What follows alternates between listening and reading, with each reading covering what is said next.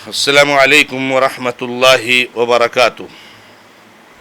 الحمد للہ رب العالمین واشہد ان لا الہ الا اللہ وحدہ لا شریک لہ واشہد ان محمدا عبدہ ورسولہ صلی اللہ تعالی علیہ وآلہ وسلم۔ اعوذ باللہ من الشیطان الرجیم، بسم اللہ الرحمن الرحیم۔ ومنہم امیون لا يعلمون الکتاب الا امانی وانہم الا یظنون۔ محترم اور معزز مشاہدین و مشاہدات، سلسلہ تفسیر قرآن کے اس مبارک پروگرام میں آپ کے سامنے سورۃ البقرہ آیت نمبر 77 پیش کی گئی ہے، جس میں اللہ رب العزت نے ارشاد فرمایا ہے اور ان میں کچھ ان پڑھ ہیں، جاہل ہیں،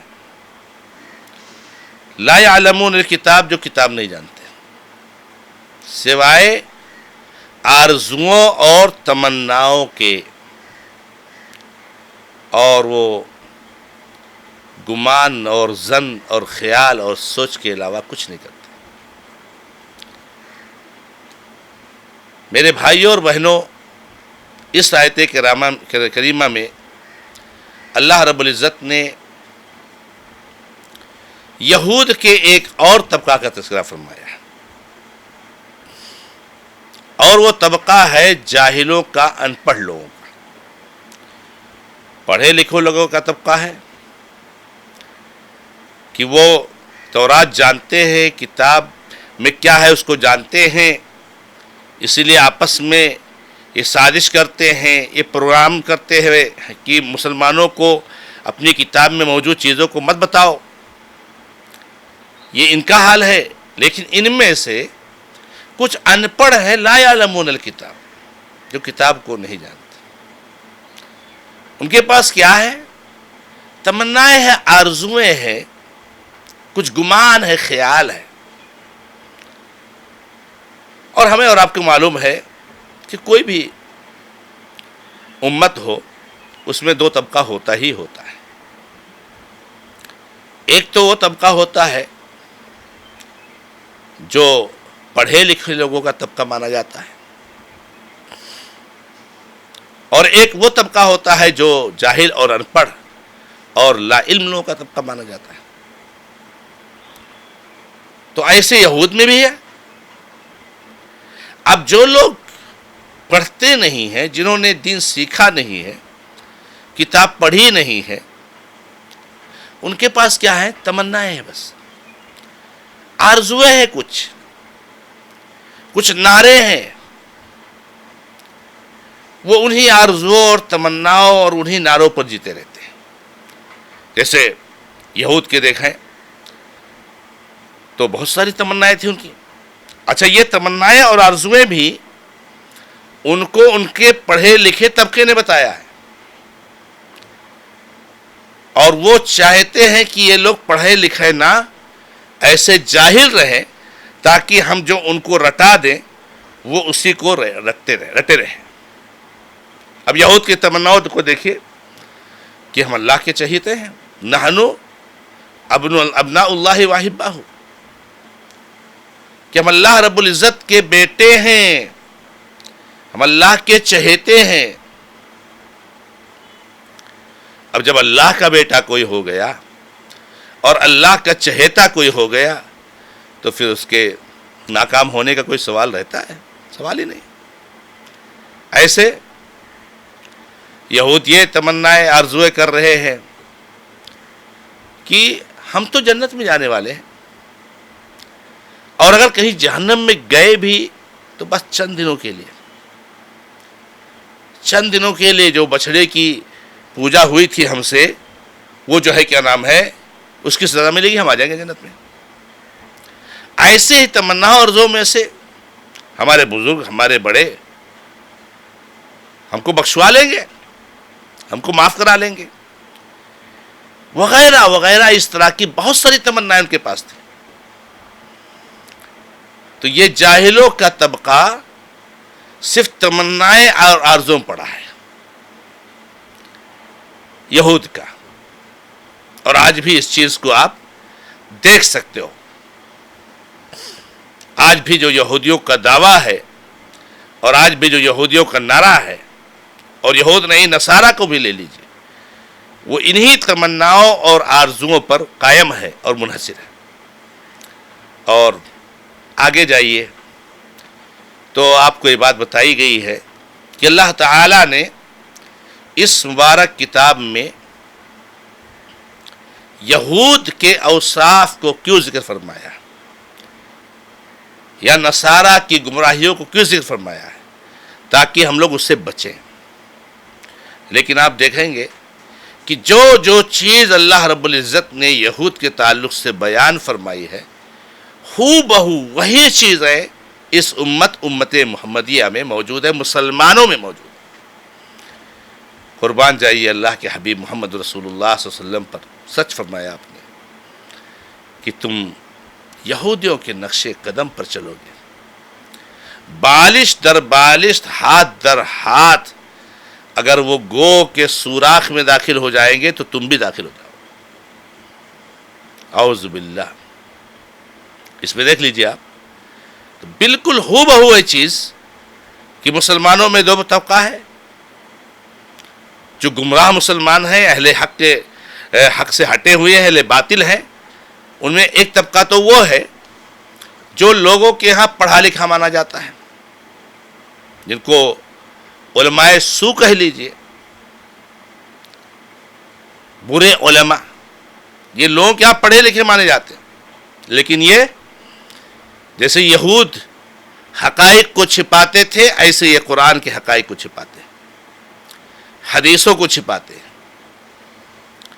وہ آئے تھے قرآن کی وہ تعلیمات، اللہ کے نبی صلی اللہ علیہ وسلم کی وہ رہنمائی جو ان کے عقیدے کو ضرب لگاتی ہے، وہ آیتوں کو چھپا لیتے ہیں. اور یہ اپنے آپ کو پڑھا لکھا ماننے والا طبقہ یہ چھپاتا ہی صرف نہیں ہے، بلکہ قرآن اور حدیث کے معنی میں تحریف کر دیتا ہے، جو یہودی کرتے. جیسے یہود بدل دیتے، معنی بدل دیتے تھے، اس کا مطلب بدل دیتے تھے، ایسے یہ بدل دیتے. یہ جو ان میں پڑھا لکھا طبقہ ہے، جس کو پڑھا لکھا لوگ مانتے ہیں. اور جاہلوں کو جو ہے کیا نام ہے، انہوں نے کچھ نعرے سکھا دیے ہیں، انہوں نے کچھ جو ہے کیا نام ہے تمنائیں سکھا دیے، آرزویں سکھا دی ہیں. ارے ہم تو غوث اعظم کے مرید ہیں، ہم تو یہ ہے، ہم تو وہ ہے، ہم تو سنی ہیں، ہم تو کٹر سنی ہیں، ہم تو فلاں بابا سے جڑے ہوئے ہیں، فلاں بابا کے ہاتھ پر بیعت ہیں، ہم فلاں کی درگاہ پر جاتے ہیں. ہم کو تو ہمارے یہ بابا، ہمارے یہ ائمہ، یہ عمراء، یہ علماء، یہ سب بخشوا لیں گے. ہم تو اولیاء کا دامن پکڑ کے مچل جائیں گے. یہ جاہلوں کو سکھا دیا ہے نہ نماز پڑھنا، نہ روزہ رکھنا، نہ زکوٰۃ، نہ حج، نہ دین سے کوئی مطلب. جلسے جلوس کر لیا کرو، جلوس نکال دیا کرو، یہ میلاد النبی منا لو، فلاں کے جو ہے کہ نام میلاد منا لیا کرو، اور فلاں جو ہے کام کر لیا کرو. کام تمہارا ختم ہو گیا، تم کامیاب ہو جاؤ گے. جیسے یہود کی یہاں تمنائیں تھی، ایسے ان کی یہاں تمنائیں تھی. جبکہ میرے بھائی، اللہ رب العزت نے قرآن میں بڑی صراحت کے ساتھ بیان کر دیا ہے کہ جو عمل صالح لے کر آئے گا وہ کامیاب ہوگا، اور جو برائیاں لے کر آئے گا وہ برباد ہوگا. اللہ کے نبی محمد رسول اللہ صلی اللہ علیہ وسلم نے اپنی بیٹی سے، اپنے خاندان والوں سے کہہ دیا تھا کہ تم لوگوں کو چاہیے کہ اپنے آپ کو جہنم کی آگ سے بچا لو، کل قیامت کے دن میں تمہارے کام آنے والا نہیں. کل قیامت کے دن تمہارے کام آنے والا نہیں ہوں میں. جہنم کی آگ سے بچا لو. اللہ کے نبی علیہ الصلوۃ والسلام نے فرمایا، من بطا بہ نسبہ عملہ لم یسرع بہ نسبہ. جس کو اس کا عمل پیچھے کر دے گا اس کو اس کا خاندان آگے نہیں کر سکتا. ہم تو قریشی ہیں, ہم تو سید ہیں, ہم تو نبی صلی اللہ علیہ وسلم کے خاندان کے ہیں, ہم تو فلاں ولی کے خاندان کے, ہم تو فلاں ولی کے خاندان کے ہیں.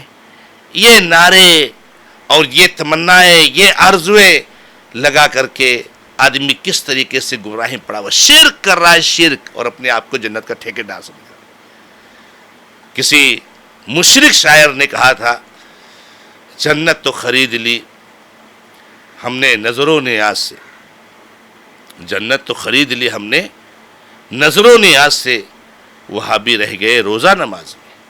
کتنی بڑی توہین ہے اور تحقیر ہے روزہ نماز کی. یہ یہی سکھاتے ہیں اپنے پیروکاروں کو, ان کی میں جو پڑھا لکھا طبقہ ہے. جیسے یہودیوں جو پڑھا لکھا طبقہ تھا وہ اپنے عوام کو ایسے کچھ رٹا دیا تھا, ایسے ان کے جاہلوں اور گمراہ لوگوں میں جو پڑھا لکھا طبقہ ہے جو حق سے ہٹے ہوئے ہیں, درگاہ پرستوں کا, دیوبندیوں کا, صوفیوں کا, نقشبندیوں کا, چشتیوں کا, سہروردیوں کا, رافضیوں کا, ان کا جو پڑھا لکھا طبقہ ہے یہ اپنے جاہلوں کو ایسے کچھ رٹا دیا. رافضی اور شیعوں میں جائیے, ہم تو اہل بیت ہیں, اہل بیت کے ماننے والے ہیں, ہم تو اہل بیت کے جو ہے کیا نام ہے کی عظمت کے قائل ہیں, ان کی تعظیم کرنے والے ہیں, ہم ان کے لیے جان قربان کرنے والے ہیں.